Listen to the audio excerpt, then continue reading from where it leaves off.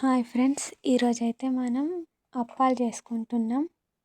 దీనికి కావాల్సిన పదార్థాలు శనగపిండి, బియ్యం పిండి, కారం పొడి, పసుపు, ఇంకా ఉప్పు, ఇంకా అల్లం వెల్లుల్లి పేస్ట్ వేసుకొని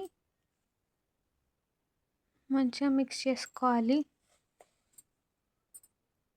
ఇవైతే మాకు ఇంట్లో ఉండి టైంపాస్ అవుతలేదు కాబట్టి చేసుకుంటున్నాం.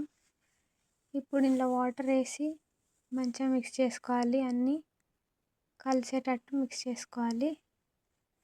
ఇదైతే సేగుకి, ఇది జస్ట్ బియ్యం పిండి, ఇంకా అంత కొంచెం ఎక్కువ శనగపిండి కాకుండా నార్మల్గా వేసిన. ఇందులో కూడా యాజ్ ఇట్ ఈస్ సేమ్ కారం పొడి, ఉప్పు, పసుపు, అల్లం వెల్లుల్లి పేస్ట్ వేసుకొని కలుపుకోవాలి. ఇందులో కొన్ని నానబెట్టిన శనగలు వేసుకుంటే బాగుంటుంది టేస్ట్. ఇది కరివేపాకు,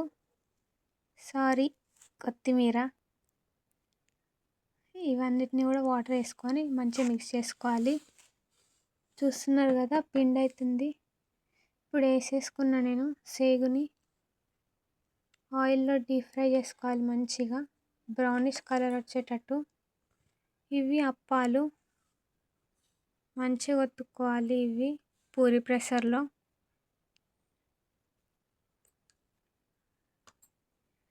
ఇవి ఇట్లా చేసుకున్న తర్వాత డీప్ ఫ్రై చేసుకోవాలి. గోల్డెన్ బ్రౌన్ వచ్చేటట్టు వేసుకోవాలి.